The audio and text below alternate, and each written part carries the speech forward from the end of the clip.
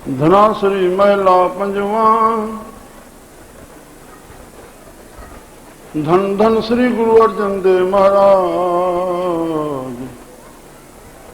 सफल आपके चरणन की सेव।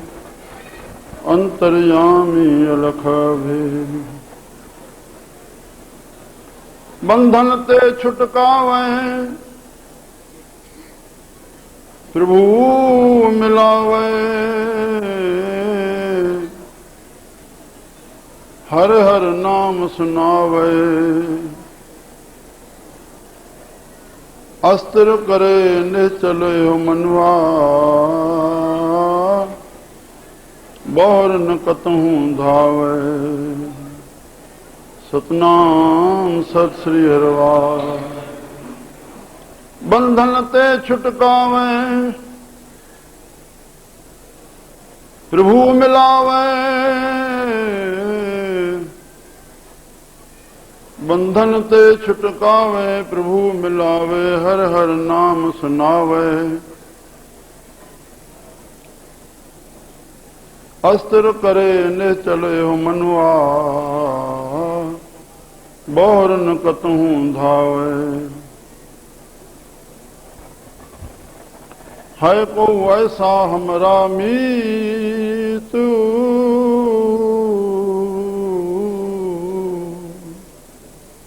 है को ऐसो हमरा मीत। सगल समगरी जीव ही देव। अर्पों अपनो चीतो। है को ऐसो हमरा मीत। है को ऐसो हमरा मीत। सगल समगरी जीव ही देव। अर्पों अपनो चीत। विग्रह पर धन पर तन पर की निंदा।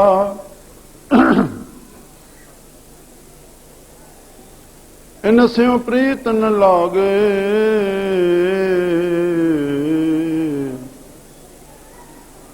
संत संग संत संभाखन। हर कीर्तन मन जागे। पर तन पर धन पर तन पर की निंदा। पर धन पर तन पर की निंदा। इन स्यों प्रीत न लागे। संत संग संत संभाखनो। हर कीर्तन मन जागे। गुण निधान दयाल पुरख प्रभु। सर्व सुख दयाला। मांगे दान नाम तेरो नानको। जो माता बाल गोपाला। सतनाम सत श्री गुण निधान दयाल पुरख प्रभु। सर्व सुख दयाला। मांगे दान मांगे दान नाम तेरो नानको। जो माता बाल गोपाला। सतनाम सत श्री हरवार।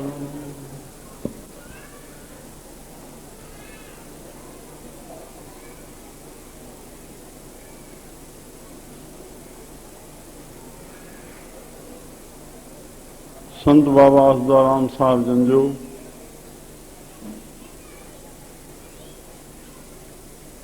चार दशक मेलो माना 40वां वर्ष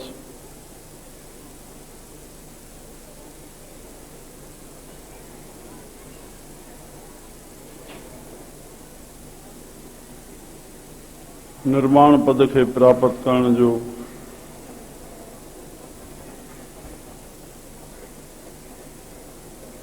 सूफ़ी सिंध जे अखरनि मां इहो निकितल अखर वर्सी विसाल मां प्रगट थी आहे।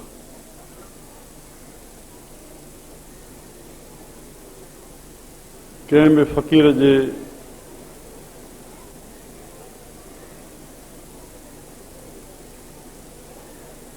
पंजनि ततनि जो पुतलो शरीर करके प्रभु जे हुकुम जो अनकण कंदे जॾहिं अलविदाई थी तॾहिं फ़क़ीरनि सॼो उन खे विसाल प्रभु सां मिलियो वञे।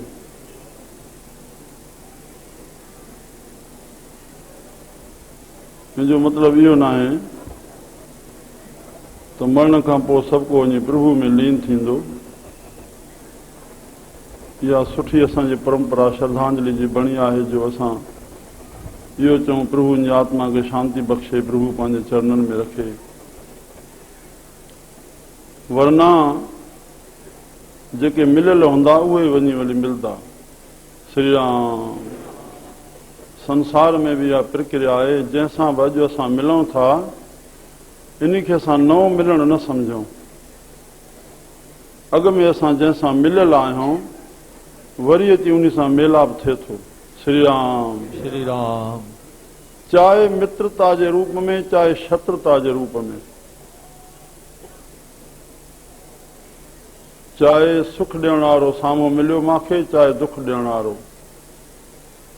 ॿाहिरि न चई परिवार में बि ॾिसूं कोई दुख थो ॾे कोई सुख थो ॾे। इहा अॻे लहणा ॾियणी असांजी थियल आहे।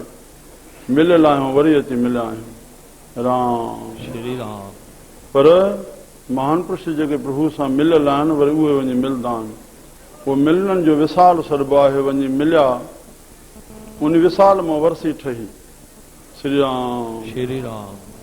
छा थींदो आहे त जीअरे फ़क़ीर कुझु रब जे रज़ा में राज़ी रही करके पाण खे बि केॾा कष्ट ईंदा त बि ॿोलींदा न, रज़ा में राज़ी रखंदा।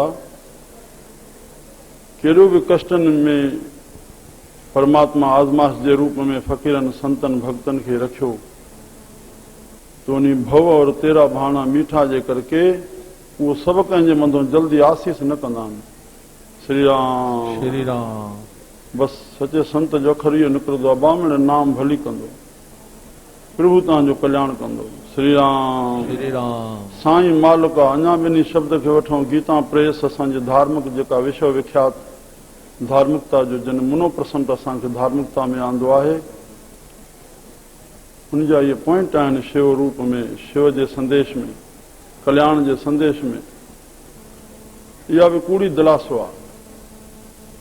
प्रभु मालिक आहे, प्रभु मालिक आहे, प्रभु मालिक आहे। श्री राम। श्री राम। बसि माना प्रभु जेकी करे रहियो आहे उन में जीव जो कल्याण आहे। इन जे लाइ ॿियो कुझु वर्णन न कंदा। त जेको फ़क़ीर जी दुआ जीअरे में सालनि में मिले असांखे कोई कार्ज रास करण में, पर जॾहिं मिलिया वञी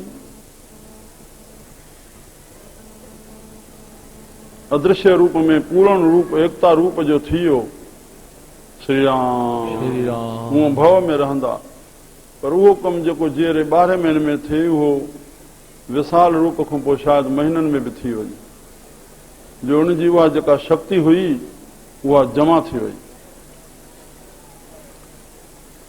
हूअं साईं जे भव में रहंदा। भई मतां साईं हुनजो छा लिखियो आहे असां ॾियूं। पर जॾहिं शेवक एॾो अची ॿाॾाईंदो एॾो ॾाढे रूप में राम राम। अहिड़ी स्थिति में तॾहिं फ़क़ीर खे मन में दया अची वञे और रब खां घुरी हुजे हुनखे दुआ करे विझे। बसि असां चऊं हे वरसियूं असांखे वरसण जे रूप में हे असांजी संतनि जो जनम मरण न थींदो आहे, जन परोपकारी आहे। हे असां पंहिंजे मल्हाइण जे लाइ उन ॾींहंनि ते उन महान पुरुष छा करणी रहणी करे विया, कीअं साधनाऊं करे विया, कीअं ईश्वर खे पाए विया, कीअं ईअं बणिजी विया। मन असांखे अंश बि उन में असां में अचे त मन कुझु हिन जनम में कुझु कंदे कंदे कॾहिं उन रूप में पहुचूं। श्री राम। श्री राम। मुंहिंजा प्यारा, उनजे सुख सां संपन्न करण जे लाइ आदि गुरु ग्रंथ साहिब गुरनि जो आसरो वठी करके पाठ साहिब रखियो वियो। मेले जी शुरूआती कई वई। प्रभु सतगुरु पंहिंजी कृपा सां निर्घन पाठ साहिब जी समापति कराई। अॻ में असां ॿुधी चुका आहियूं त पाठ साहिब जी समापति खे सिर्फ़ु भोग न चइबो आहे, इनखे पाठ साहिब जी समापति चइबो आहे। जेको भोग शब्द आहे उहो हाणे वचन हले थो। भोग जो जेको प्रसाद सॾिबो आहे उहो मानसिक दृष्टि सां मन खे शक्ति अचण जे लाइ हे वचन और तन खे शक्ति अचण लाइ जेको अन्य प्रसाद साहिबनि जे हज़ूरी में रखियो वियो आहे। श्री राम। श्री राम। अस्तूल पदार्थ जे अस्तूल सां पुष्टि थींदी और सूक्ष्म जी सूक्ष्म सां। इहो असूल भी गुरु महाराज ने अहिड़ी कृपा करके रखायो त किन भाग वारनि खे सॼ खंड पारसा में जेके न नसीब थियो हुजे त मन हे वचन ॿुधी बि हिकिड़ो अखर असांजे हृदय में वसी वञे, ज्ञान जी त हिकिड़ी चिणग लॻे, बस पापन समूह खे नास्ती अची वञे। प्रभु कृपा करे उहो प्रकाशक कराए उन शब्द खे असांजे हृदय में त जे भोग साहिब जो प्रसाद जेको आहे। श्री राम। श्री राम। सॼी संतन खे आयल संगत खे मुंहिंजो नमस्कार आहे। संगत में मुंहिंजो साईं आहे। संत त सदाई प्रभु जो स्वरूप आहिनि। सभिनी खे मुंहिंजो नमस्कार। सभिनी में बाबा साईं आहे। हे आप कथे आप सुनने हार, हे वो प्रसाद और भेंट जे रूप में ही, हे सब कुछ संदेश जे रूप में, मुंहिंजे हृदय जे रूप में उहा भेंट रखिजे थी। सतगुरनि जो उपदेश संगत के संदेश के रूप में सा फरमाइन था। इनमें बंधन ते छुटकावे, प्रभु मिलावे, हर हर नाम सुनावे, अस्तिर करे निश्चल मनवा बहर न कतहूं धावे। श्री राम। श्री राम। श्री राम। श्री राम। है को ऐसा हमरा मीत, सगल समगरी जीव हीव, देव अर्पों अपनो चीत। अहिड़ो कोई मीत मित्र मां मिले जंहिंखे मां सॼी समगरी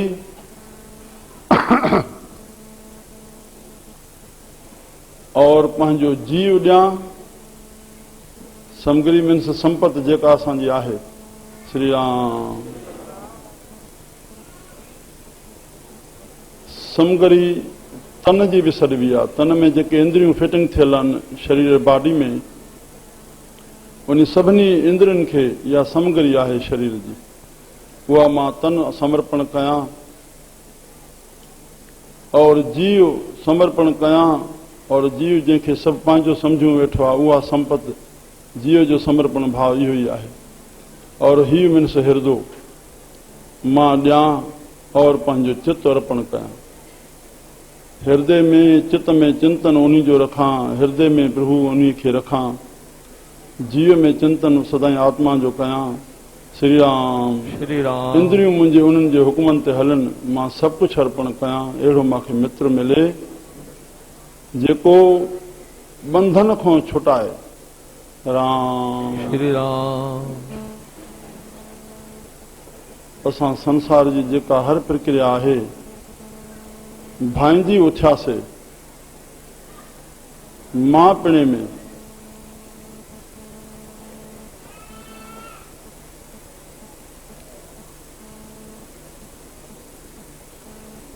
मां पंहिंजो कमु कयां थो, मुंहिंजो घर, मुंहिंजो दुकान, मुंहिंजो शरीर, मुंहिंजो परिवार। श्री राम। श्री राम। इहो भाई करे जेको असां कर्म करणु शुरू कयोसीं, बसि इहो ई बंधन आहे।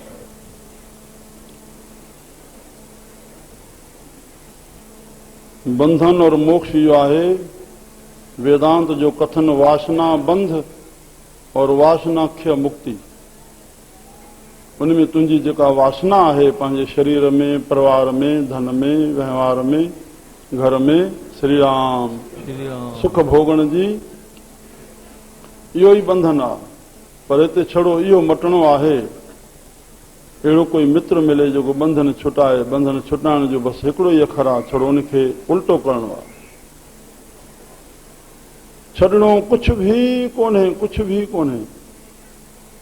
और संसार ॾे जेको उद्यम करणो आहे, संसार जो कोई बि अस्तूल कार्य, चाहे ॿाहिरियों परमार्थ जो हुजे, श्री राम, पुरुषार्थ जो चाहे स्वार्थ जो, परमार्थ न पर पुरुषार्थ जो और स्वार्थ जो, श्री राम, ये ॿई कम शरीर सां थींदा।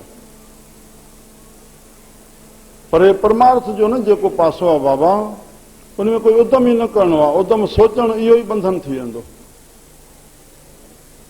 इहो निश्चय में जेको आत्मज्ञान आहे, जेको सतगुरनि मां असली असांखे प्राप्त करणो आहे, बसि उहो छड़ो बसि ॼातो त न पातो।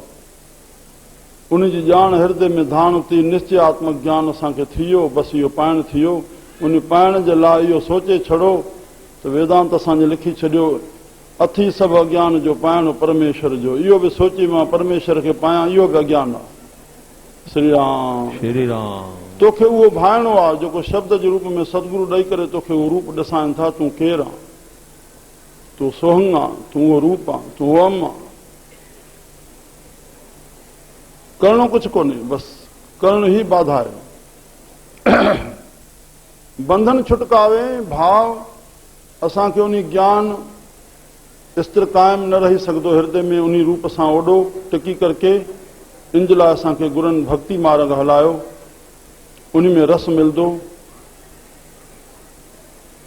उन भक्ति मार्ग में असांखे इहो रस मिलंदो जो तूं तूं जी ॿोली असां सिखूं। साईं सभु तूं और सभु तुंहिंजो। श्री राम श्री राम। सभई असां मन में चऊं तूं साईं सभु तुंहिंजो, तूं सभु तुंहिंजो। हे तन बि तुंहिंजो, हे मन बि तुंहिंजो, जीव तुंहिंजो, प्राण तुंहिंजा। असांजो पंहिंजो छा ठाहियलु आहे? हे संसार अॻ में तो ठाहे छॾियो। ॿार जे जनम खां अॻ में बूंद में हे शरीर कीअं ठहियो? जनम खां अॻ में खीर तो ठाहे छॾियो।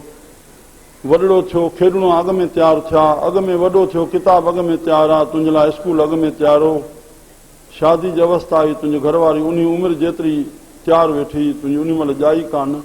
श्री राम। सभु कुझु तुंहिंजे लाइ अॻ में तयारु हो। मुंहिंजा प्यारा, तूं छा ठाहियो आहे? जेके ठहियल आहे उन जा 5 टपड़ गॾु करे तो दुकानु खोलियो। बसि जंहिंखे परमात्मा जहिड़ी कार ॾिनी उहो ग्राहक तूं न आणे सघंदो आहे, उनखे प्रभु मोकिलींदो आहे। नसीब लिखण वारो प्रभु, टपड़ प्रभु जा, और ग्राहक जे रूप में तोखे नसीब मोकिलिया। तूं उनखे साईं जो रूप करे ॾिस। श्री राम श्री राम। हे मुंहिंजा प्यारा, त हिते बचो ई छा जाथे मां और मुंहिंजो थिए। लिखियो शास्त्रनि, जॾहिं जनम वरितईं तॾहिं देह साण हुई, जॾहिं वियो उहा देह बि हिते रहिजी वई। मात पिता सुत बंध जन हित जांसियो कीना, और जीव छूटियो जब देह ते ॾार अगन मह दीना। राम राम। जागले हो रे मना जागले हो, कहा गाफिल सोया। जो तन उपजा संग ही, जेको ॾिसण में आयो तूं प्रगट थे, सो भी संग न हुया। तुंहिंजो जीव जेको तन जे माध्यम सां ॿाहिरि प्रगट थियो, तूं प्रगट तॾहिं थई जॾहिं तुंहिंजी जीवात्मा ई मुर्दो थी वञा त गर्भ मां ई ऑपरेशन करे ॿार खे कढियो वञे। राम। पर जॾहिं वियो तॾहिं तुंहिंजे तन खे बि हिते छॾिजी वियो, जीव पाण हलियो वियो। छा तुंहिंजो आहे हिते? राम राम। इन ज्ञान खे असां बेसिस ज्ञान समझी हृदय आंगमन कयूं। बंधन ते छुटकावे जेको असांखे इहो ज्ञान ॾे। महात्मा बुद्ध खां पुछो तूं महात्मा कीअं थिए? इहो ई हिकु भारत जो महात्मा हुयो। उन वक़्त जी जेका दुनिया हुई 2300 वरे अॻ में महात्मा बुद्ध खे थिया, जंहिं 72 मुल्कनि जा राजाऊं शिष्य बणाया। अॼु कुझु मुल्क टुकड़ा थी करके वधी 200 खां मथे जेतिरा बि थिया हुजनि, पर उन त लॻभॻि जेतिरो 72 जो अंग आहे त अधु दुनिया उनजी शिष्य थी। जमूरिया राज न हो, राजा जंहिंजो शिष्य थियो माना उहो मुल्क ई उनजो शिष्य थियो। अधु दुनिया जंहिंजी शिष्य बणी आहे जंहिं संत जी। राम श्री राम। उन खां पुछियो वियो तूं छा छॾियो, तूं छा ग्रहण कयो? चए न मां कुझु छॾियो, न मां कुझु बि ग्रहण कयो। भई तूं संत कीअं बणिजी वएं? श्री राम श्री राम। चई जेके अॻ में मूंखे छॾियूं वेठा हा, तव्हांखे ॾिसण में आयो त मां पंहिंजो घर छॾियो, परिवार छॾियो। परिवार मूंखे अॻ में छॾियूं वेठो, मूंसां चिंबड़ियल कोन हुया। मां मन में भाए करके उन भाई वेठो पंहिंजे फर्ज़ पालण में, वरना मांसां उहे हुया काथे गॾु। जेके अॻ में छॾियूं वेठा हा, श्री राम, मां जंहिंखे छॾियो अॻ में छॾियूं वेठा। और मां जंहिंखे गिरण कयो उन खे मां गिरण छा कयो, आत्मा अॻ में मूंखे गिरण कयूं वेठी, तॾहिं त हे बाडी बीठी हुई। छड़ो मां सम्झो त जंहिंखे मूंखे गिरण कयूं बीठी आहे, साहिबनि खे तॾहिं चवणो पइजो जो संग सहाई सो आवे न चीत, जंहिंजी सहायता सां तुंहिंजी बाडी जी प्रक्रिया सॼी हली रही आहे, अखियूं ॾिसी रहियूं आहिनि, कन ॿुधी रहिया आहिनि, मन हली रहियो आहे, सॼी प्रक्रिया उन्हनि जे आश्रय थी रही आहे, उहो तोखे सहाई संग जेको यादि नथो अचे। और जो बैराई तांसियो प्रीत, जेॾो असां हणमार कईसीं परिवार लाइ, पुटनि खे छो न 10 किरोड़ जी असां फैक्ट्री कढाए ॾियूं, धन्यवाद कॾहिं पीउ खे कोन मिलंदी। जेकॾहिं कंहिंखे मिली हुजे, अबा तोखे धन्यवाद हुजे, मूंखे हे फैक्ट्री कढाए ॾिनी थी, मूंखे ॿुधाए अचे। तूं घरवारी खे 10 मंज़िलो बंगलो ठाराए ॾे, तोखे धन्यवाद ॾिनी हुजे, श्री राम। पर सेठियुनि जे घरनि में वञणु थींदो आहे, उन पुटनि जे लाइ उनखे ईअं चवणो पइजंदो आहे, साईं हे वॾो दुकानु कढाए ॾिनो थोमांसि, हे फैक्ट्री कढाए ॾिनो आहे, 10 ताईं छोरो पियो हूंदो आहे, 12 ताईं दया कयो त फैक्ट्री त संभाले। श्री राम। उहो धन्यवाद कहिड़ी ॾींदो तोखे, जंहिंजे लाइ असां मरी रहिया आहियूं। हो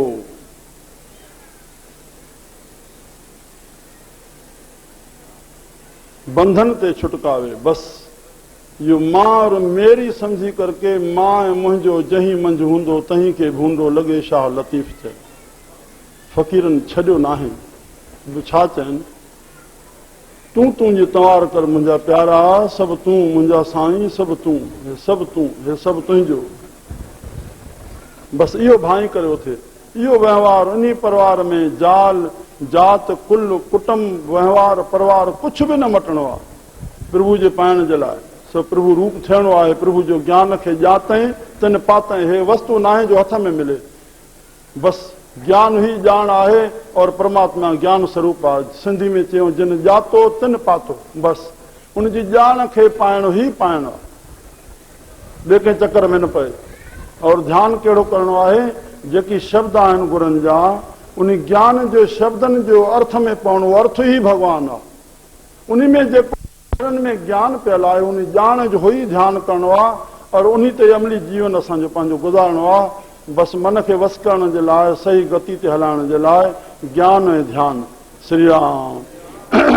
ध्यानु सतगुरु जी मूर्ति जो, भॻवान जो, हरे राम, इष्ट देव जो वस करण जे लाइ, और ज्ञान गुरनि जो, ज्ञान शब्द नाम मन में सदाईं उहो हले। पर जॾहिं अखर कोई निकिरे त शुभ इच्छा, 7 सीढ़ियूं जेके ज्ञान जूं सॼियूं थियूं, ज्ञान माला में, ज्ञान जे शास्त्रनि में, जॾहिं बि तुंहिंजी इच्छा थिए उहा शुभ इच्छा। शुभ इच्छा तुंहिंजे घर परिवार पालण लाइ, इहा शुभ इच्छा न आहे बाबा।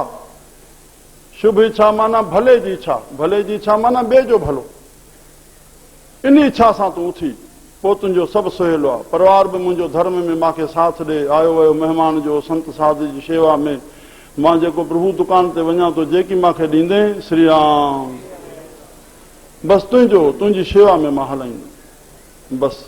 त पोइ जेकॾहिं शेवा में हलाईंदो त शेवादारी वरी बुख मरदा, उन्हनि खे उहो बि उन मां हिसो खाईंदा।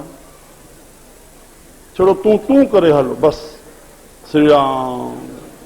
बंधन ते छुटकावे और प्रभु मिलावे, बसि इहो ई प्रभु जो मिलणु आहे। तूं जी ॿोली मिली वञे, उन सां फ़ैसिलो बंधन ते छुटकाइण जो मथों अखर में थियो पियो आहे।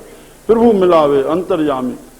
असां हर क्रिया खे ॼाणूं था, मन छा थो थिए, इन जो नालो अंतर्यामी आहे, और उन अंतर्यामी जे मथां नालो ई प्रभु आहे। असां सभु प्रभु स्वरूप आहियूं, अंतर्यामी आहियूं, पंहिंजो पाण सां असां ईमानदार थियूं। श्री राम। बंधन ते छुटकावे, प्रभु मिलावे, और हर हर नाम सुनावे। माना प्रभु मिलाइण जो जेको रस्तो ॾींदो, माध्यम ॾींदो, ज्ञान ॾींदो, तो भक्ति असांजी ज्ञान बणिजे, न त ख़ुश्क ज्ञान थी वेंदो, नीरस थी वेंदो। असांजो रस में अचे त हर हर नाम जो जपण थींदो। इन माध्यम सां असां प्रभु सां जुड़िया रहंदासीं, तूं कंदे जुड़िया रहंदासीं, नाम जो जपे करे जुड़िया रहंदासीं। असांजो बंधन जो छुटकारो थी वेंदो, असांखे आशा वासनाऊं बंधन न कंदियूं। श्री राम। श्री राम। और अस्त्र करे निश्चल जो मनुआ, नाम सां चवनि जो मन अॻ में ॿुधी आयासीं, ज्ञान और ध्यान। और जेको मन खे निश्चल करे, अस्त्र करे, और बौर न कतहूं धावे, वरी काॾे मन डोड़े ई न। जिते ज़रूरत हुजे ख़्यालु उथियो, बाक़ी ख़्यालु करण सां सॼो कमु कोई बि पूरो न थींदो, न पुरुषार्थ जो। चाहे आश्रम ते अचणो आहे त दुकान ते वञणो आहे, ख़्यालु करण सां ॿिन्ही जाइ ते न पहुचंदासीं। दुकान ते वञिबो, धन मिलंदो, हिते अचिबो, ज्ञान मिलंदो। ॿिन्ही जे पाइण जे लाइ असांखे शरीर खे वठी वञणो पवंदो। एट ए टाइम जेको बि असांजो ख़्यालु थियो आहे, उहो ख़्याल खां पोइ उहो कमु केतिरो टाइम लॻंदो उन कम जे पूरे करण में, त जेको विच जो वक़फ़ो आहे उन में चित जो चिंतन हले। बसि ज़रूरी ख़्यालु थियो, बसि वरी उहो चिंतन उहो न हले, नाम जो हले पियो, शरीर सां उहो पंहिंजो कार्य करे। इहो संत रस्तो बताइनि। श्री राम श्री राम। शुभ चिंतन गोविंद रमणन, निर्मल साधु संग, नानक नाम न बिसरो, एक घड़ी कर कृपा भगवंत। हर हर नाम सुनावे, अस्त्र करे ने चले मनुआ, बहुर न कतहूं धावे। है को ऐसो हमरा मीत, सगल समगरी जीव हीव देव अर्पो अपनो चीत। मां उनखे ॾेई छॾियां। अरे छा ॾेई छॾियां? उहो गुरू जो शरीर ई सॼो संसार जे लाइ, उहो तोखां शरीर छाजे लाइ वठंदो? उहो स्वतंत्र आहे, उहो परतंत्र न आहे बाबा। संत शेवा करण आया आहिनि, वठण न आया आहिनि बाबा। श्री राम। तव्हां शेवा करे लाभ वठो, उहो पाण पंहिंजो प्रेरक बणजनि था, शेवाऊं करे उहे संत बणिया आहिनि। उहे ॿिए जी छो शेवा वठंदा? तुंहिंजे कल्याण लाइ सदाईं काई शेवा वरितो, न तुंहिंखे शेवा वठण जी छा आवश्यकता आहे? शेवा करण लाइ इजाज़त आहे, न कि वठण जे लाइ। राम श्री राम। त सभु कुझु समर्पण उनखे थी वञे, भाव त असांखे अहिड़ो मीत संत सतगुरु मिले जेको बंधन छुटकाए, प्रभु मिलाए, नाम सां जोड़े, और मां सभु कुझु समर्पण कयां। भाव मुंहिंजूं इंद्रियूं जेके हे समगिरी आहिनि, उहे शुभ कर्मल ते हलनि, सुठो ॿुधनि, सुठो ॾिसनि, सुठो ॿोलनि, सुठे पासे वञनि, सुठा कर्म कनि, और जीअ में सदाईं प्रभु जो चिंतन रहे। श्री राम श्री राम। जे तूं भाई जीव त जुड़ियो रहो जगदीश सां, जे तूं भाई आत्मा त कढ संशय जो सीव, जे देही मञे पाण खे मरी मिटी थी, ख़िदमत कर होए सभना की रहन का तो आओ हमारे पास। श्री राम श्री राम। हा परतन परधन परतन पर के निंदा इन से प्रीत न लागे, कंहिंजो दोष न ॾिसो, और पाण खे पराए धन और पराए तन खां पासीरो रखो। श्री राम श्री राम। दरबार साहिब में आश्रम ते ठीक मथे एंट्री थियण सां पॉइंट लिखियो पियो आहे, परधन परदारा पर हरी, परधन परदारा पर हरी, ताके निकट बसे नर हरी। श्री राम श्री राम। पराए धन और पराई स्त्री जो, पराए तन जो ढकियल अखर राम, जेको त्याग कंदो हरि उन सां गॾु रहंदो। ताके निकट बसे नर हरि, नरनि जो राजा जेको हरि आहे उन सां गॾु रहंदो। असांजे यूपी जे संत विद्वान विख्यात संत ब्रह्मश्रोती ब्रह्मनेष्टि तुलसीदास महाराज दोहो चयो, जेको साईं कंवरराम साहब हमेशा चवंदा हुआ, श्री राम श्री राम। परधन पत्थर समान है, पर त्रिया मात समान।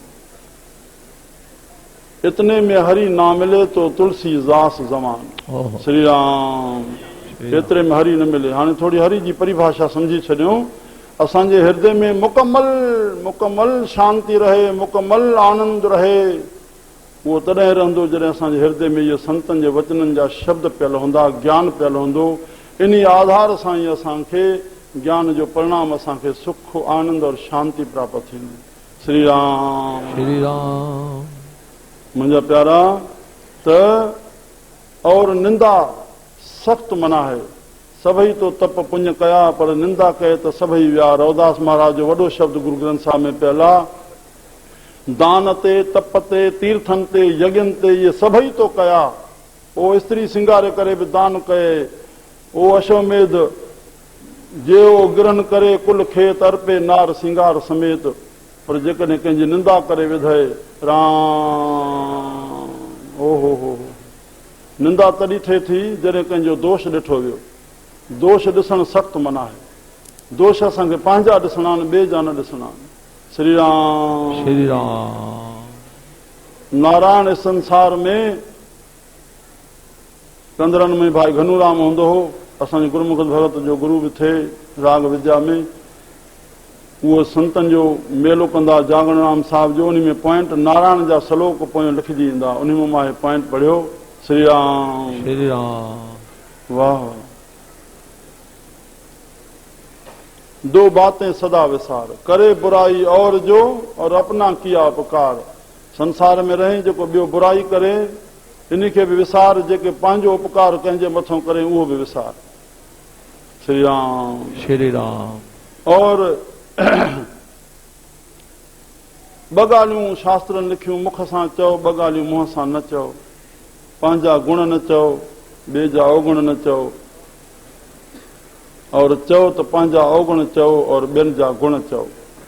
गुणनि खे दृष्टि रखण सां असांखे गुण ग्राही थियणो आहे। हिंदू धर्म असुली इहो आहे, असां गुण ग्राही थियूं, हर हिक मां गुण खणूं। असांजी वॾी भुल थी वञे, असां हर माण्हू खे स्टडी कयूं था, बसि इहा भावना कईसीं मां हिन खे ठाहे ॾिसां, हिते ई वॾो पाप थी पियो, हितां ई पाप थियणु शुरू थी वियो। असांखे स्टडी करण जी ज़रूरत ई कान्हे। ठाहियो आहे पोइ तूं उन में नारायण जी भावना विझो, ठग नारायण, चोर नारायण, जेको बि जेकी रीत सां आयो आहे संत असांखे चवनि था। श्री राम। स्टडी तूं पंहिंजे मन जी कर।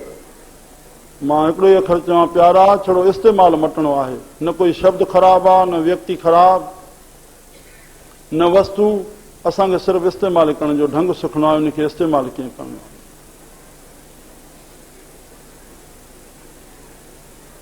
गुण नेशनली प्रॉपर्टी आहिनि, जाथों मिले असां खणो।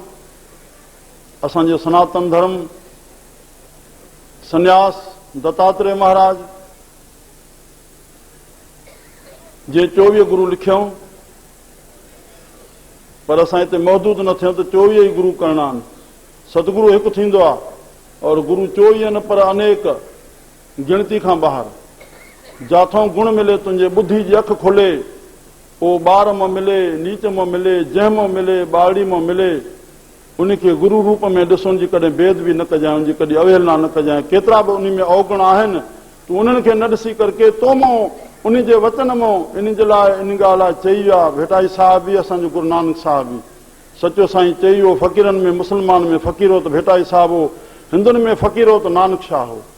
श्री राम। श्री राम। साईं भगवान दास जा कर पंहिंजे नाने जे प्रति ॿुधायूं त उन्हनि जा इहे ॿ अखर हुया। मां ॿिन्ही जा शब्द थो ॿुधायां त भेटाई साहिब चयो, जेकी चवई तूं उन खे ॾिस, जेको चए उन खे न ॾिस। जेको चई रहियो आहे तूं उन खे स्टडी न कर, हे केरु आहे, पर जेकी चई रहियो आहे तूं उन खे ॾिस, उन में तुंहिंजो मन कल्याण हुजे। श्री राम। श्री राम। हो छा करे रहियो आहे, तंहिं लाइ अवगुण विशेष प्रॉपर्टी आहिनि। कोई करे रहियो आहे, स्वयं भोगींदो, कर्तम भुगतम। तोखे गुण मिले थो, तूं खण, तुंहिंजी अवहेलना न कजांइ। श्री राम। श्री राम। असांखे गुरु नानक साहिब जन बाणी में चयो, गुरु कया सा कार कमावो, गुरु की करणी काहे धावो। गुरु जी करणी ॾे न डोड़ जाए, गुरु जी करणी ॾे पंहिंजे मन खे न वञाए जाए।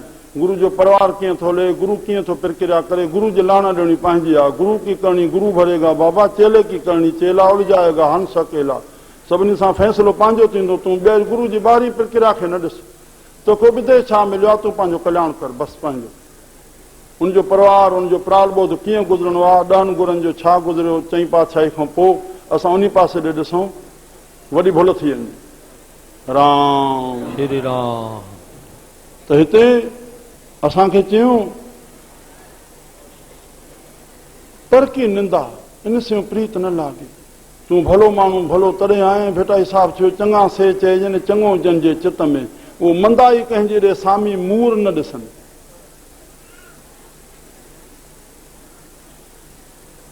मंदा मूड न की चई, लमी नदर निहालिए। मंदा किसे न आखिए, पर अखर इहो ॿुझिए। बसि इहो अखर असां ॿुझूं, कंहिंखे मंदो न चओ। राम। श्री राम। बसि हुकुम थियल आहिनि, पोइ असां अवहेलना कंदासीं, पोइ दुखी छो न थींदासीं। असां वचननि ते लत पिया ॾींदासीं, छड़ो दया पिया घुरंदासीं, धगा त ॾियो, दुख त लहनि।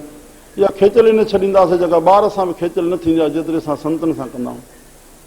त वचन बाक़ी कंहिंजे लाइ थिया, भितियुनि जे लाइ बाबा। हे जेके संत चई रहिया आहिनि, तूं उहो बीज न बोईंदे, फल कीअं भोगींदे। हे कर्म धरती आहे, हे गीता जो ज्ञान सॼो कर्म प्रधान आहे। हे रामायण लिखे थो, कर्म प्रधान आहे। विषय करे राखा, जो जस करे सो चस फल चाखा। त इहे लफ़्ज़ काॾे वेंदा हलिया। तूं हरे पंहिंजी मन जी मर्ज़ी सां, और पोइ दयाऊं घुरे पियो, केतिरो तूं संतनि खे प्यारो लॻंदे। प्रभु दयाल आहे, संत दयाल आहिनि, ॿुधनि था। हे जीवा अल्प अज्ञा, संसार जो सुधार पिछाड़ी मार सां आहे। जेको सिंधी जी कहावत ई मार ई सुधार आहे। प्यार त हिकु पॉलिसी आहे। जॾहिं पाण उहो क्रिटिकल करे थो, नतीजो भोगे थो, तॾहिं थो छॾे। संत चवंदा बा शराब न पी, पर जॾहिं पी पी डॉक्टर चएसि थो अञा पींदे त मरदे, पोइ तॾहिं मस छॾे थो। अरे संत त वचन अॻ में तोखे चयो, राम श्री राम। मुंहिंजा प्यारा, परधन परतन पर की निंदा इन से प्रीत न लागे। संत संग संत संभाखण, संतनि जो संग मिले, संतनि जो संभाषण मिले असांखे। हर कीर्तन मन जागे, और मन असांजो जागे हरि जी सिफ़त में, हरि जी सिफ़त में। ॿारहीं गुलामी खां राहत थी वञे। राम श्री राम। हा, हर कीर्तन मन जागे, हरि जी सिफ़त में जागे। संतनि चयो जागण छाखे चइबो आहे, सुतल छाखे चइबो आहे। हे असां जागदा वेठा आहियूं, असां भुल न थी वञे। जंहिंजा कन निंदा ॿुधनि था, गुरू ग्रंथ साहिब में उहो शब्द आयल आहे। जंहिंजा कन निंदा ॿुधनि था, उहे कन सुतल आहिनि। जंहिंजी ज़बान निंदा करे थी, उहा ज़बान सुतल आहे। जंहिंजूं अखियूं पर दृष्ट ॾिसनि थियूं, ॿिए जो ऐब ॾिसनि थियूं, अखियूं सुम्हियल आहिनि। राम राम। जागियल में लिखियो, जीव तॾहिं पाण खे जागियल सम्झे जॾहिं विषयनि खां वैराग थिए। त विषयनि खां वैराग तॾहिं थींदो जो सावनि ते रस्तो ॾसियो, हर कीर्तन मन जागे। जॾहिं प्रभु लाइ अनुराग पैदा थिए। बाबा सत्संग जो फल असां तॾहिं पंहिंजे हृदय में सम्झूं। हे फल टपड़ धन पुट मिलिया, अड़े जेके संतनि नथा उन्हनि खे पुट धन कोन मिलिया आहिनि। असां हर पर भुल में न पऊं। जंहिं दया चईसीं त संतनि मां पुट धन मिलियो, पर संतनि जो सर्टिफिकेट काथे ॾिनो त जेको संतनि दया सां पुट मिलियो, उहो तुंहिंजी शेवा कंदो ऐं तोखे सुख पहुचाईंदो। ओ साईं, तव्हांजो ॾिनल आहे पर मने ई कोन थो। और जेको संतनि जी दया सां धन मिली, छा उहो तूं परोपकार में हलाईंदे, कंहिंजे विषय विकार करे पंहिंजो विनाश कंदे, जंहिंखे दया थो चई। इहे भुलनि जे कूड़नि चक्रनि में न अचूं, कूड़नि दलासनि में न अचूं असां। श्री राम राम राम। पंहिंजो बीज बोयो ज्ञान जो, संतनि मां ज्ञान खणो। संत संग संत संवाखन, हर कीर्तन मन जागे। संत जो असली कमु आहे प्रभु जी सिफ़त, जंहिंमें हृदय असांजो प्रफुल्लित रहे। कलयुग कीर्तन नाम आधार, सिमर सिमर नर उतरे पार। सिमर सिमर नर उतरे। प्रभु जो चिंतन, संसार जो चिंतन, संसार अवगुणनि जो घर। जेके अवगुण आहिनि उन जा अंश तुंहिंजे मन में ईंदा, संसार जो चिंतन कयो त।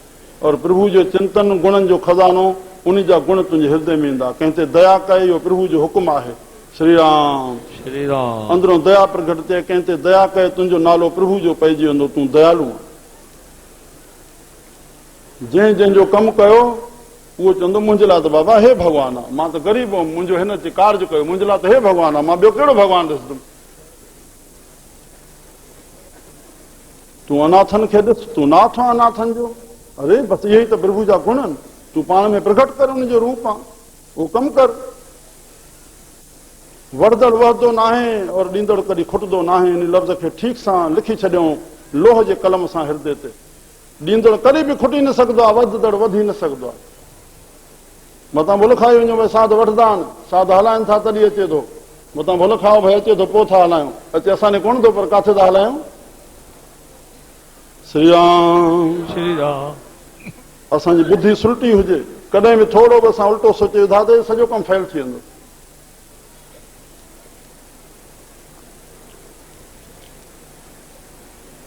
संत चवंदो बाबा, संत खे मिटी सोन बराबरि आहे, पर जेको जे भेटा रखे त संत जमा कंदो वञे।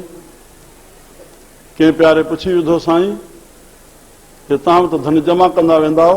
चई बाबा तव्हांजे लाइ। चई असांजे लाइ कीअं?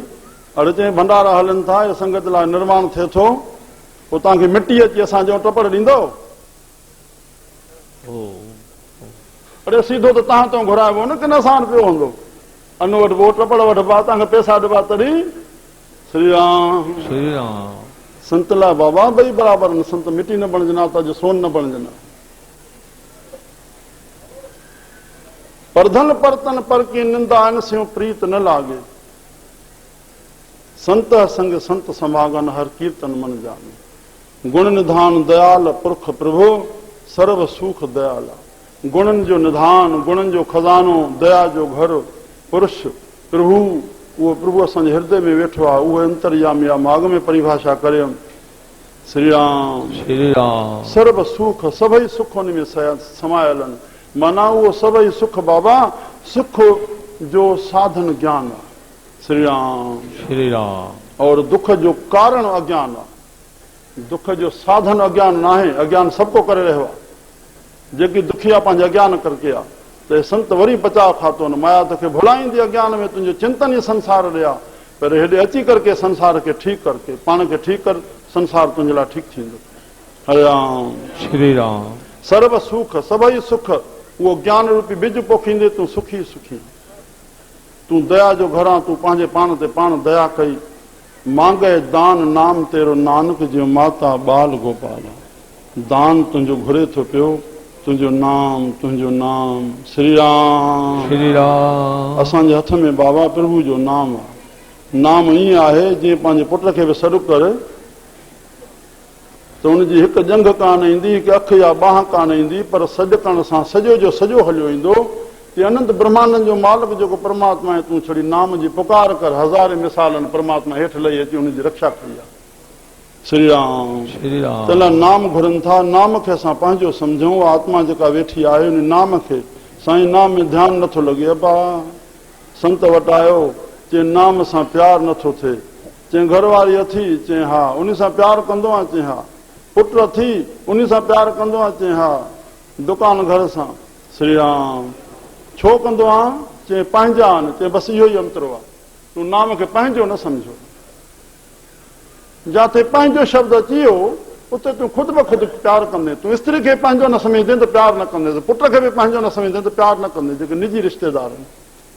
पर जंहिंमें तुंहिंजी पंहिंजे पाई पई, उहो केतिरो बि धारियो आहे, तोखे केतिरो बि रोकींदो। चए न, तूं प्यारु ख़ुदि ई ख़ुदि कंदे, ख़ुदि प्यारु प्रगट थी वेंदो। उन लाइ कुझु चवणो ई पुछणो ई न आहे। श्री राम श्री राम। इन लाइ मांगे दान नाम तेरो नानक जो माता बाल गोपाल। श्री राम श्री राम। बसि मां हाणे अचां त असांजी नई सदी बाबा गृहस्थी जे लाइ निर्धनताई हिकु वॾो शाप आहे। गृहस्थी जे लाइ निर्धनताई हिकु वॾो शाप। गृहस्थी ग़रीब ॼायो न ॼायो, राम राम। वॾो नरक आहे। पर हाणे असां उहो निस्का वठंदासीं ई न ग़रीबी हटाइण जा। योगे ई पाण खे न बणाईंदासीं, उहो कर्म ई न कंदासीं, छड़ो घुरंदासीं पिया। त घुरण वारे खे त बेटा पैसो मिलण बि अॻिले जी महिरबानी आहे। छल दॿ न मिलेसि, छल हथां झिणक न मिलेसि घुरण वारे। अॻिलो घुरण वारो इहो ख़तरो सम्झी वेंदो आहे, मूंड ॾिसी घुरां मत मथां ॿ शब्द न मिलनि, पैसो त जॾहिं मिलियो। राम पोइ बि असांजो जीवन भर घुर घुर न थी वञे। घुरण वारे खां पोइ हल्को ॿियो कोई बि कोन्हे। घुरणो आहे त नाम घुरणो। श्री राम श्री राम। हाणे असां मूंखे थोरो इहो ई नुस्ख़ो अॼु जे सदी जो ॾियणो आहे। असां ख़ुशहाल थियूं।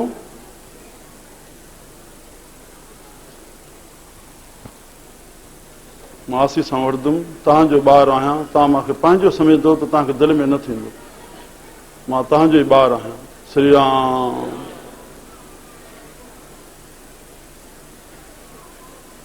गीता में भॻवानु चयो, जेको पंहिंजे खाधे खां वधीक पाण वटि रखे थो उहो चोर आहे।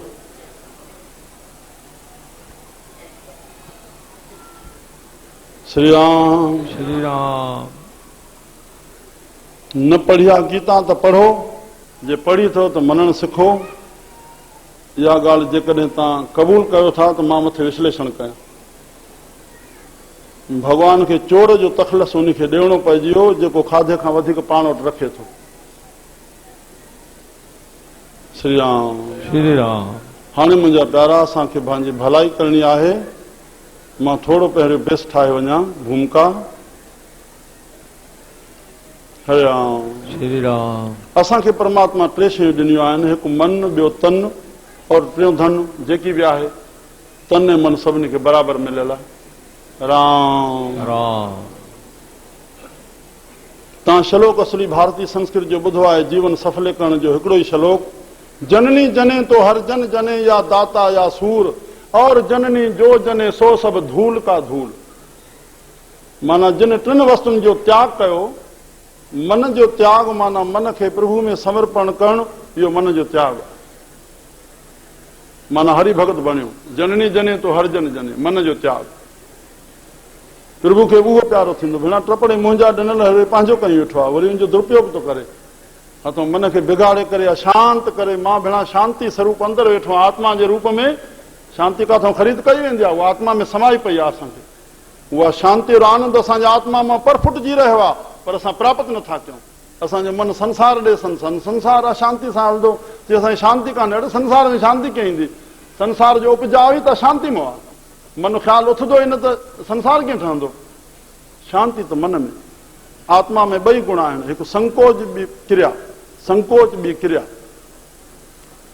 थकी लधो साओ सामी दर दोसन जो, इहे कंहिंखे सॼो ॾींहुं सुम्हाए छॾे संध में सूर कंदसि, पर जॾहिं कमु करे अची थकी आराम कंदो त रोटी बि उन जॻह खणी आ, उनखे निंड ईंदी, उनखे ज़हर लॻंदी। छॾ बाबा, मूंखे आराम थो अचे। विश्राम विश्राम। श्री राम श्री राम। मुंहिंजा प्यारा, मन समर्पण करके प्रभु में, नाम में, ये असांखे मान एॾो भरियो पियो आहे। असां दुख जो कारण हिन मनत जी मनौती में, मन जी मनौती में मुंहिंजो मने बसि। नुंहुं चए थी मुंहिंजी ससु मने, पुटु चए थो पीउ मुंहिंजो मने, पीउ चए थो पुटु मुंहिंजो मने, ससु चए थी नुंहुं मुंहिंजी मने। इहो मनण जो रोग जन्मनि जन्मनि खां असांजे मन में पियो आहे, ऐं असां सुखी थी न सघंदासीं। सुखी त थींदो मनण वारो बाबा। श्री राम। मनाइण वारो सुखी न थी सघे। उहो पंहिंजे मन खे जेका गंढ ॿधे थो, त जिथे नाम हूंदो आहे उते मन न रहंदो आहे, मान न रहंदो आहे। जिथे मान खे गंढ ॿधे उते नाम न रहंदो। उहे मन वारा, नाम वारा जेके असांजे मान पाए विया संसार में जीअरे, उहे निमाणा थी रहिया, मान छॾे करे रहिया। असां मान खे अॻियां रखियूं था। मुंहिंजी फलाणे इज़त कई, मूंखे आदर ॾिने, तूं कंहिंजे घर वञे कीअं राजा ख़ुशि आं, ॿाहिरी में आं, अजड़ी ख़ुशि आं, मौज लॻी पई आहे। उनखे पंहिंजो कर्तव्य अथऊं यादि अचे, उहे विसरी वञे अथऊं, तूं उनखे पंहिंजो कर्तव्य यादि ॾियो आहे की न? तूं ईअं सीटियो वञ, चुप कई वञ, मुंहिंजो हे आदर कीअं, मुंहिंजो हे कीअं? अरे कीअं थो करे पियो? तूं पंहिंजो कर्तव्य कर उनखे। श्री राम। पुटु जेसि ताईं रोटी पीउ खां पुछे तेसि ताईं तूं पीउ अॻ में पुछ। दुकान तां पुटु अचे, तूं घर वेठो आहीं, अबा पुटु रोटी त खा। बाबा तव्हां खाधी आहे? अड़े उहो कर्तव्य उनखे ख़ुदि यादि अची वञे। तूं घर जो जेको वॾो आहे उहो वॾपण नथो संभाले। श्री राम। हा पुटु मां खावां त तूं खा न, तोखे धंधे न बाबा अॻ में तव्हांखे खारायां। पुटु पोइ तूं मां सां गॾु खाओ। न बाबा अॻ में तव्हां खाओ, मां पर खावां थो पियो। पंहिंजो पाण उन में प्रक्रिया अची वञे। तूं उनखे अदब पैदा किथे कयो उन ॿार में? तूं छड़ो चाहे थो, पर उहो प्रक्रिया किथे थो करे? तूं तव्हां करे कोठेसि, चाहे नंढड़ो ॿार आहे उनखे तव्हां करे कोठेसि, न त हो तोखे तूं कोठींदो। उनखे तमीज़ किथे आहे? तूं कोठियां या तव्हां कोठियां? त उनखे तव्हां करो, तव्हां कोठींदो। तव्हां स्त्री खे पंहिंजो तव्हां कोठियो। स्त्री खे हुकुम आहे पति जी शेवा करे, पुट खे हुकुम आहे पिता जी आज्ञा मने, पर ईअं किथे लिखियल आहे पिता खे त पुट खे नंढो करे ॾिसे? बसि हिते ई फेल थी वियो। स्त्री खे नंढो करे ॾिसे, इहो किथे लिखियल आहे? राम। ओहो, तूं आदर ॾे आदर वठ, मान ॾे मान वठ। तूं बीज नथो पोए और घुरे थो पियो छड़ो, चाहे थो पियो। मुंहिंजा प्यारा, हाणे मां असली ॻाल्हि खे चवां त मन और तन शेवा में सदाईं सुखी रहंदो, और धन दान में। त मुंहिंजा प्यारा, मन करके असां श्लोक इहो पढ़ी सघंदा आहियूं, सर्वे भवन्ते सुखना, सॼो संसार सुखी हुजे। पर असां संसार खे स्वयं सुखी त करे कोन सघंदासीं। असां भावना त करे सघंदा आहियूं मन सां, पर सुखी और तन सां एट ए टाइम हिकु जो असां कमु करे सघंदासीं। केतिरा बि मरीज़ आहिनि, हिकु कमु पहिरियों हुनजो पूरो कबो, चाहे हुनजा 5 कम आहिनि, हिकु पूरो कबो, पोइ ॿियो थींदो, पोइ टियों थींदो। और घणा मरीज़नि त जेसि ताईं हिकु ख़ाली थी पियो तॾहिं ॿियो। पर धन में असां केतिरनि जा एट ए टाइम असां शेवा करे सघंदा आहियूं। मन सां भावना करे सघंदा आहियूं, तन सां एट ए टाइम असां हिकु कमु करे सघंदा आहियूं। धन सां उन मरीज़नि खे एट ए टाइम अस्पताल वञी करे हिकु महिल फल ॾिनासीं, हिकु ई महिल हुनखे दवाऊं ॾिनियूंसीं। राम। ओहो हो, धन सां बाबा कार्य सिद्ध थींदो। असां इन ख़्याल में न अचूं जेको कोई हिकु निष्कामी आहे त ॿियनि खे बि चए थो निष्कामी थियो। मां हुनजो हिकिड़ो मिसाल ॾेई करे पोइ तव्हांखे ॿुधायां। हिकिड़ो जेको निष्काम हले थो त सकामनि खे थोरी घटि दृष्टि सां ॾिसे थो। पाण मांस नथो खाए त ॿिए खाईंदड़ खे अवहेलना थो करे। ईअं भुल न खा, तूं ॿिए जे दोष खे न ॾिस। राम राम तूं ॿिए जी मंदाई आहे त उनखे ढक, तूं चङो ईअं न आहे त मां वैष्णो आहियां त हे हीअं छो आहे। तूं विषय जो त्याग कर, विषय जो न। विषय त आशीष जे पात्र आहे, विषय त क्यास जे पात्र आहे। उनखे करीब आणे प्यार में प्यार में प्यार में उनखे बिलाशक विषय छॾाए तंहिंजी विनाश थी करे, मगर उनखे अवहेलना और तिरस्कार जी दृष्टि सां ॾिस, वॾो पाप करे विधे। राम तुंहिंजी चङाई सॼी वई हली। त हिते मुंहिंजा प्यारा, त असां धन जे विषय ते असां अचूं, धन सां सभई कार्ज रास थींदा। मुंहिंजा प्यारा, त मां इन गीता जे शब्द खे खणी करके असां पंहिंजे धन मां राम राम चइनि हिसनि खे धन में विरहायूं। असांजो जेको निजी परिवार आहे, निजी परिवार, पाण और स्त्री और पुट और धीअ, ईअं परिवार जो जेको दायरो आहे उहो इहो ई आहे। हिकु हिसो धीअ जो आहे, शादी कंदी सदाईं हयाती भर उनखे तिल फुल ॾिबो रहंदो, और पुट आहे उनखे परणाइबो, उनखे पंहिंजी घरवारी ईंदी, उनखे जाइ ॾिबी, धंधो ॾिबो। श्री राम श्री राम और प्लस पाण। तंहिंखां पोइ चोथों हिसो धन असांखे धर्म जो हुजे।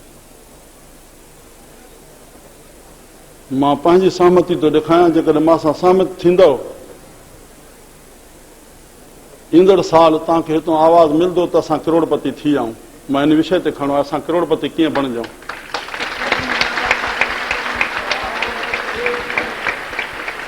अमिताभ बच्चन वारो करोड़पति बणजण केतिरो वीचारो 4 सालनि जा पर्सन जॾहिं अॻ में ॾे, तंहिंखां पोइ पहुचे उते अगरि 1% बि न ॾिने, कंहिं हिकिड़ो बि कोन ॾेई सघिया, बेस्ता थिया, उथिया विया। केॾो संभरी उथिया। जॾहिं सभु को टीवी ॾिसे थो ऐं उतर अचनि था, सभु कंहिंजो मन चाहे थो जेकर मां उते हुजां हा, मां ई उतर हुजां हा, पर अॻियां बि ॾियण वारा हिसाब सां वेठा आहिनि। श्री राम राम कीअं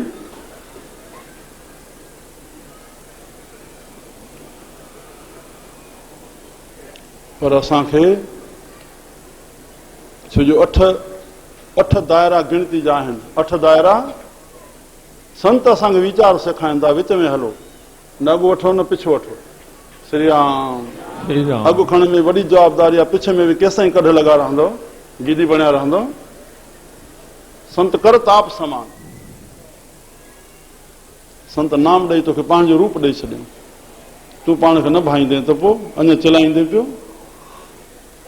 100 हज़ार लख करोड़ मथे गिणती, अरब खरब संख असंख, असांखे विच में बीहूं।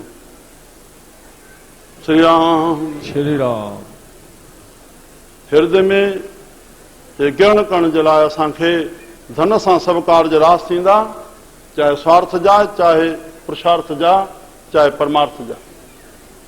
इहे असां मनुष्य जो धर्म आहे। स्वार्थ खे बि पूरो कयूं, परमार्थ खे। स्वार्थ ढोर त पंहिंजे स्वार्थ में आहिनि, पर उहो परमार्थ न करे सघंदा आहिनि। हे ज्ञान सत्संग असांखे मनुष्यनि जे लाइ। त अॼु लखनि में कमु हिसाब नथो बणिजे। जेको सुठी पोज़ीशन थी वियो आहे, विचोली बि राम अॼु जाइ 10-20-30 लख खाई थी वञे, माना करोड़ जो हिसो खाई थी वञे। त 4 हिसनि में असां धन खे बटियूं। मां विश्लेषण कयां 10 हिसनि ते, 10 हिसा बि काथे काथे ॾिबा आहिनि। 10 हिसे कढण वारे खे बि शास्त्रनि कंजूस सॾियो आहे, कंजूस सॾियो आहे। 9 हिसनि खे पंहिंजो थो सम्झे। वरी उन 10 हिसे खे गुप्त हलाइणो आहे, छो जो 10हों हिसो उहो धर्म जो आहे, उहो तुंहिंजो न आहे। तूं न कढंदे तोखे दुख कष्ट ॾेई करके बि तो वटि निकिरी वेंदो, उहो तुंहिंजो न आहे। इहे ॻाल्हियूं असां बेख़्याली सां न ॿुधूं। असांखे नए साल में करोड़पति बणिजणो आहे। त श्री राम श्री राम खे जेकी मिलियल आहे उहो असांखे अॻियो जन्म आहे। असां अॻियो हाणे पंहिंजो ठाहियूं, धन सां सभु कार्य रास थींदा। उनखे गुप्त हलाइण लाइ इजाज़त आहे, और तंहिंखां पोइ ॾियण जा तरीक़ा लिखियल आहिनि। काथे काथे ॾियणो आहे, उते गुप्त कीअं ॾियणो आहे। पर मां पंहिंजी सहमति मां तॾहिं ॿुधायां थो जो मां वटि धन आयल टिनि हिसनि में हलंदो आहे, हिकु भंडारे में, हिकु निर्माण में, हिकु दान में। मां वटि पाछी लख न बचंदो। मां पंहिंजो रायो तव्हां जे अॻियां पेश कयां थो। श्री राम। और जिन असांजे प्यारनि 10 हिसो 20 हिसो करणु शुरू कयो आहे, मां वटि सॼी लिस्ट आहे, उहो करोड़पति तव्हांखे ॾेखारियां हिते वेठा, जंहिंजी संपत्ति करोड़नि जी आहे। उहे पंहिंजे मन में भाईंदा हूंदा।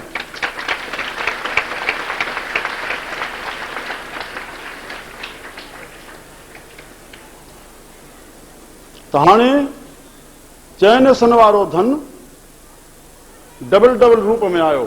पंहिंजो धन, पंहिंजी स्त्री बि ॿिन्ही जे उपयोग में अचे, न्याणी खे और न्याणे खे, और पुट खे और नुंहं खे। श्री राम। श्री राम। तीअं धन जा बि 2 हिसा। चोथों हिसो जेको निकिरे राम, राम। उन में निजी सरासर अधु पंहिंजे सतगुरु जो, पंहिंजे गुरु जो।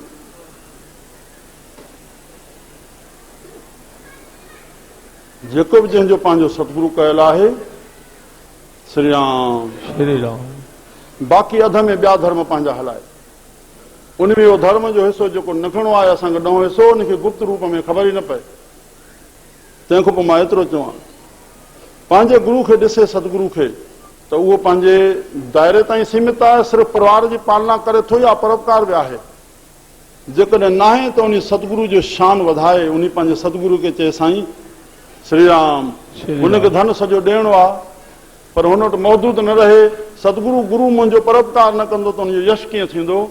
असां चेला सुहिणा कीअं सरबाद, न त असांजे मथां आङुरियूं थींदियूं, तुंहिंजो गुरु त छड़ो ईअं पंहिंजे कमाइण लाइ वेठो आहे, जमा करण लाइ वेठो आहे।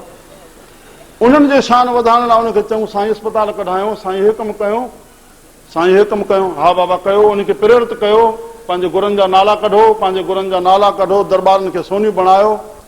श्री राम। श्री राम।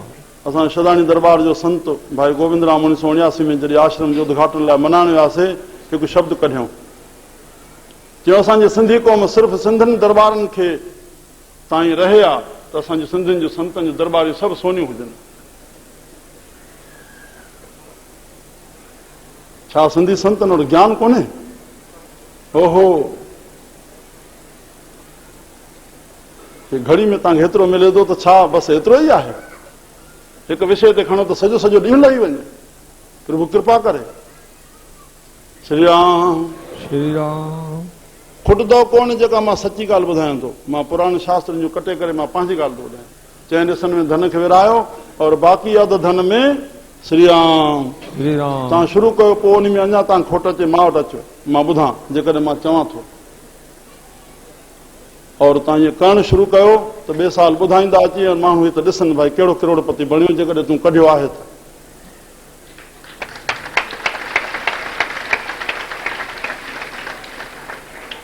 डॉक्टरनि खे ऑपरेशन करण में, हार्ट जे ऑपरेशन करण में असां अमेरिका वञी करके लख लख ॾेई करके असां हसरत सां चवंदा मां हेॾा लख ख़र्च करियां अमेरिका में हे ऑपरेशन कराइनि। साईं जो दया अथई, तूं डॉक्टर खां पुछ मुंहिंजो ख़र्चु घणो ईंदो। जेकी चए उहो तूं दुखियुनि में लॻाए वञे, असली दुखियुनि में उहो ख़र्चु लॻाए वञे, पोइ तूं फोटो कढाइजे तोखे ऑपरेशन जी ज़रूरत पए।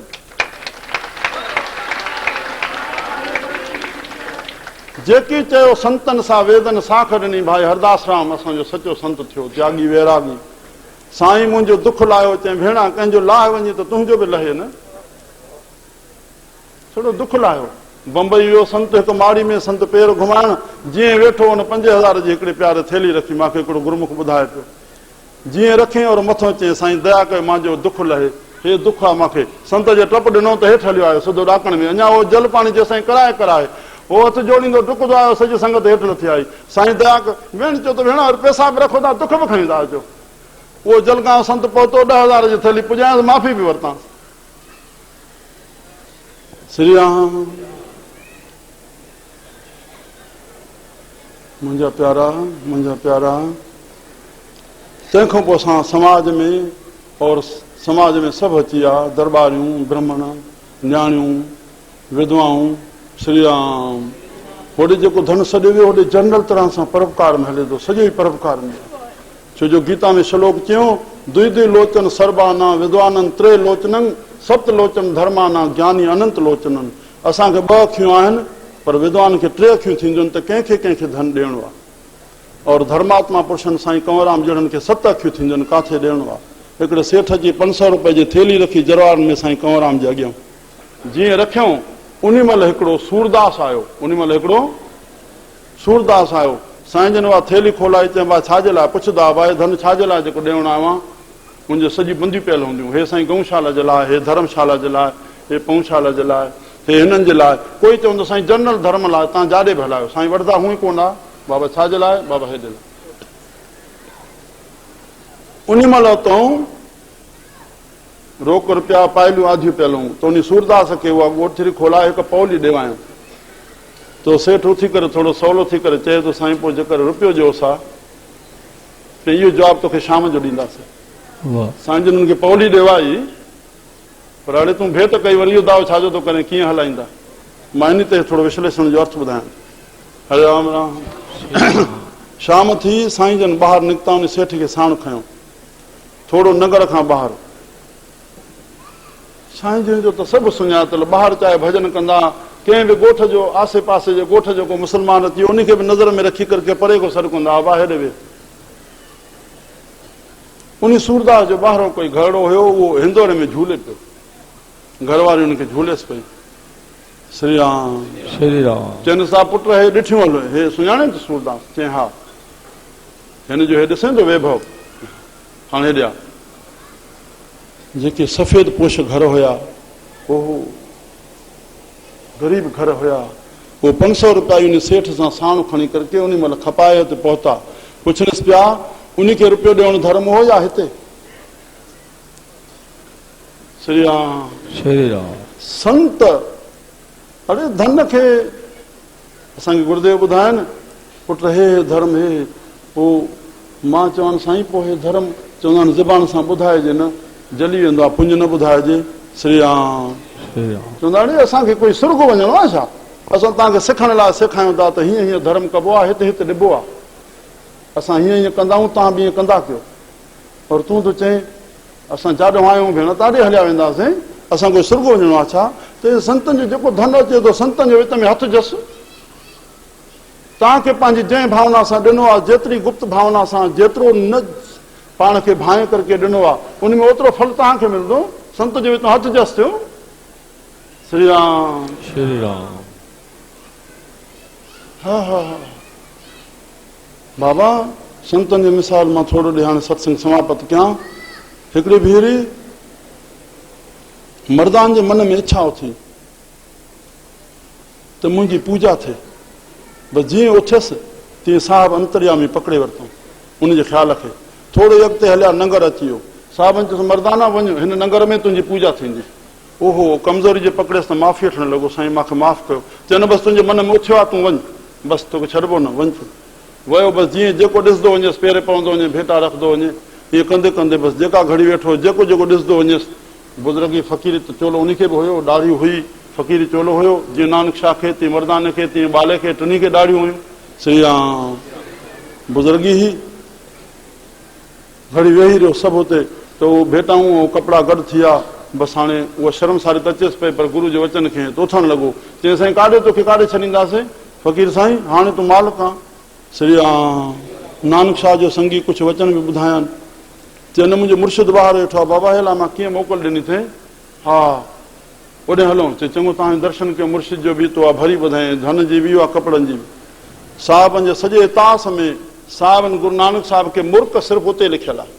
मुर्क भई गुरू नानक मुर्क ॾिनी। खिलणु छाजो? संत और खिलणु। इहे कहिड़े किताब लिखियो आहे? हे अॼु जे अशांति ज़िंदगी जे करके संत ॿार खिली करके ॿियनि खे खिलाइनि था। न त खिलणु त ख्वारी आहे, रोइण में रस आहे। जिन पातो आहे रोइण में। हसस किने न पाया, जिन पाया त न रोए। जे किन हसस पाया तो कीअं ॾोहागण होए। खिलंदे खिलंदे स्त्री वञे तो ॾोहागणी छो बणिजे? भुल न खाऊं असां। फ़क़ीर रोई विया आहिनि, पाण खे मारे विया आहिनि। मारण ऐं गारियूं इहे पंहिंजे लाइ ठहियूं आहिनि, ॿिए खे न गार ठही आहे न ॿिए जे लाइ माण ठही आहे। असां इस्तेमाल जो ढंग फेरिया आहियूं। असां पंहिंजा उगड़नि खे ॾिसूं, पाण खे मारियूं, पाण खे गारियूं ॾियूं, पाण खे चमाटा हणूं। श्री राम श्री राम। त उन महिल साहिब जन साम्हूं आयो त न मुर्किया। चइनिसि था बाला उहो ॾिस मर्दानो अचे थो। उन महिल मुर्क जे लाइ तास में उते आयो। ठीकु आहे, आयो, अॻियां रखई, भरियूं, मथो टेके, शर्मसार अखियूं हेठनि। पुछनि था भाई मर्दाना हे छा आंदो थी, जवाब छा पेश करे, शइ अॻियों जॾहिं रखी आहे त ॿुधाइणो ई छा आहे। ईअं चई करे मथां चवनि था पर हाणे आंदो त सही चङो, पर पाण छा कंदासीं? ओहो, जॾहिं पाण छा कंदासीं चयूं त मगज़ में इहा सोच हली हूंदसि। श्री राम। बाबा विद्वान ऐं संत जो साॻी ॻाल्हि ॿुधणु वसी करणु ज़रूरु न आहे त ओतिरी उहा लिखियलु हुजे, त इहो सोच आई हूंदसि त सोननि जे धरतियुनि ते घुमियासीं, उतां मां टुकड़ो सोन न खयों त बाक़ी पदार्थ ऐं शयूं हे रुपया उन जॻह छा मुल थींदा? साहिब त जाई चवनि। श्री राम। ॿई जवाब हिन वटि कोन, अखियूं हेठि आहिनि। हाणे मथां चवनि था जेको असां संदेश असां सभिनी जे लाइ आहे। श्री राम। श्री राम। पुट मर्दाना अबा साईं, जेके संसार में मान चाहिनि था, वेली असांखे गुरमुख थियणो आहे त इन शब्दनि खे कंढ ॿधणी आहे। जेके संसार में मान चाहिनि था उन जो परलोक बिगड़े थो। राम राम राम। हिकु ॾींहुं ओॾे वञिणो आहे, असां सभई मुसाफ़िर आहियूं। ॿेली कंहिंखां पुछियो वञे तुंहिंजी उमिरि केतिरी आहे? कीअं चवंदो मुंहिंजी हेतिरी आहे, त मथो चयो वञेसि उहा त तुंहिंजी गुज़री वई, उहा तुंहिंजी आहे काथे? वरी मथो शब्द अचे त तुंहिंजी बाक़ी घणी आहे, त सॼे संसार वटि जवाबु काथे आहे त मुंहिंजी बाक़ी हेतिरी आहे। अड़े साईं जा प्यारा, हिकु छिण जी बि ख़बर न आहे कंहिंखे बि इहो जवाबु न मिलंदो त मां आहियां या न पोइ हूंदुमि। कंहिंजे लाइ करे रहियो आहे? छा करे रहियो आहे? तोखे उन्हनि जो जाॾे वञिणो यादि ई न आहे। राम। श्री राम। अरे छॾ विसारो, यादि रख ज़ात पंहिंजी दम बदम। सचो आहीं सुल्तान, तूं हर शइ ते आहे तुंहिंजो कदम। केरु आहीं कंहिंखे थो ॻोल्ही, छो थो पंहिंजे रब खे रोली। जीव खे वासनाउनि में विझी करके पंहिंजे आत्मा खे परमात्मा खे हिन खे भिटकाए थो। उहो आत्मा परमात्मा पीउ रूप आहे, तुंहिंजी इच्छा रखे थो पियो, पर वासनाउनि जे करे तोखे जनम था मिलनि पिया। तूं भिला में भिटकाए थो रब खे, पंहिंजे आत्मा खे कल्याण नथो करे। आत्मा जो कल्याण थींदो मन ऐं तन जी शुद्धि सां, मन में सिमरण और तन सां शेवा। संतनि जो दर्शन कॾहिं भुल न खाइजो। संत वटि वञी करके अबा रहो, थोरो राति रहो। सेणनि ऐं सजणनि संतनि जी राति गणिबी आहे। बाबा राति जो बि सत्संग थींदो, गृहस्थी वीचारा अचनि, पोइ राति जो सत्संग ॿुधनि ऐं सुबुह जो बि सत्संग ॿुधी पोइ पंहिंजे गृहस्थ में वञनि। संत जॾहिं ॿाहिरों भॼन कंदा तॾहिं संतनि, न त मुंहिंजो भॼन अंदरि कोन्हे। असां गृहस्थनि जे लाइ ॿई टाइम रखिया अथऊं। राति जो बाबा वहिंवार में अची घड़ी खनि कथा कीर्तन ॿुधनि। भाई चांदूराम साहिब जो जवाबु आहे गृहस्थनि खे, संत घोटकियार जो। ऐं सुबुह जो बि बाबा कोई थोरो जस ॿुधी करके परमात्मा जो मंदरु मथो टेके गृहस्थ में वेंदा। बसि इन जे लाइ, उन्हनि जे लाइ भले लाइ ठहियलु आहे। संत चए थो रहो अबा राति, चवंदा असांजी दर्शन थियो। अड़े दर्शन त मंदर जो कबो आहे, मूर्ति जो दर्शन संत जो आहे, हुनजो वचन न ॿुधी, सत्संग न ॿुधे त छा लाइ आहे? छड़ो मुंहुं ॾिसणो, इहो ख़ुशि पर्सन में ख़ुशि थियणो आहे। मूर्ति ॾिसी सघंदो आहीं घर में, संत जी हेॾो सिड़जी आवां, भाड़ा भरिया आवां, भेण वचन नथो ॿुधे कुझु। सेणनि सां बि राति पंहिंजी तात, ॾींहुं शींहुं वरी पंहिंजा लॻंदा पिया खुराफात। अरे संतनि सां राह जो वेही हुननि खे पंहिंजे प्यार जा मिठड़ा जोड़ा ॾेई करे हुनजो हाउ कढो, हुनजो बसि चोर बणिजी। त मुंहिंजा प्यारा हिते अचे थो हरे राम। संतनि वटि त संतनि जो दर्शन और सत्संग, और सत्संग में ॿ शयूं मिलंदियूं, मन ऐं तन जी शुद्धि जो, आत्मा जे कल्याण जो ज्ञान, तन सां शेवा, मन सां सिमरन। हरे राम। बसि मां एतिरो चई करके मां पहिरें ॾींहुं पाठशाला रखण महिल चयो असां संत बाबा आसदाराम साहिब जो मेलो मल्हाए रहिया आहियूं। आसूदो नालो शाहूकार जो सॾिबो आहे। असां शाहूकार तॾहिं थींदासीं, हरे राम, बाबे जी कृपा रहंदी जॾहिं सचे सतराम खे असां हृदय में रखंदासीं, भाव सां सच खे हृदय में रखंदासीं। असां संसार में निर्लोभ और निर्मोह रही करके सगल संग आत्म उदास, ऐसी जुगत नानक रामदास। हरे राम। सचे सतराम के हृदय में रखी करके और कंवर राम वारा जॾहिं कमु कंदासीं, पंहिंजे जीवन खे परोपकारी बणाईंदासीं, श्री राम, तॾहिं असां शाहूकार बणिजी सघंदासीं, मन करके और तन करके भी, धन करके भी। त अॼु जी जेका गुज़िरियल सदी आहे हाणे नई उजागर थींदी, त असां विषयनि खे विकारनि खे दमन करे और वीचार असां संतनि मां वठी तन मन धन खे सुफिलो बणाइण लाइ आईंदे जे लाइ हितां अहिड़ा संकल्प करे वञूं। राति तव्हां वटि 10 बजे हिते बालकनि जिन संकल्प कया आहिनि असां विषय विकार जीवन में न कंदासीं, और माताउनि गुरु भाइणनि और गुरु भाई जन त असांखे ॾेती लेती जी मंग न करणी आहे, और असांखे रिंग शिरोमणी नाहे करणी। राम राम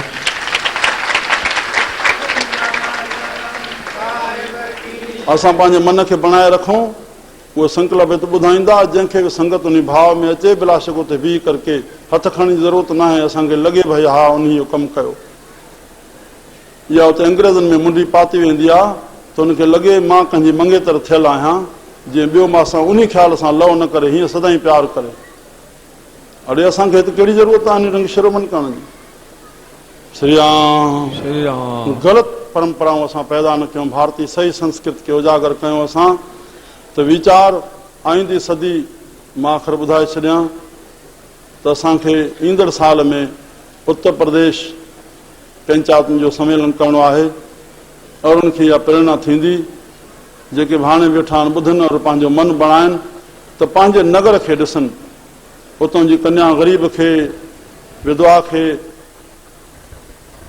कंहिं बेरोज़गार खे असां नगर जो कमु आहे हरिराम श्री राम सतशास्त्रनि जो लिखियो आहे त नगर नगर पंहिंजी शेवा करके जनरल तरह सां उत्तर प्रदेश संत कंवरराम मंडल हिते तयारु कयो वियो आहे अॻिले वैसाखी में